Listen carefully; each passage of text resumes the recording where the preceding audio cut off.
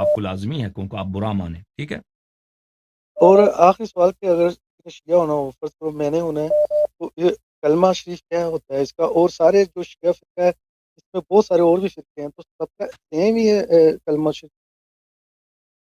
شیعہ ہونے کے لیے ضروری ہے کہ آپ اللہ تعالیٰ کی وحدانیت اور رسول صلی اللہ علیہ وآلہ وسلم کی رسالت اور ان کی ختم نبوت کی گواہی دے دیں، اور 12 اماموں کی امامت اور ان کی واجب الاتباع ہونے کی آپ شہادت دے دیں. یہ کر دیں تو آپ شیعہ ہیں. ٹھیک ہے نا. وہ وہ وہ تو میں کرنا چاہتا ہوں، وہ کیسے کر سکتا ہوں اب؟ کیسے کر سکتے ہیں؟ وہ کلمہ یا پڑھیں گے تو وہ مان لیں گے تو آپ شیعہ ہو جائیں گے. ختم بات. وہ آپ پڑھا سکتے ہیں کلمہ کیا ہے؟ آپ پڑھا سکتے ہیں. آپ تو ابھی آپ شیعہ نہیں ہیں.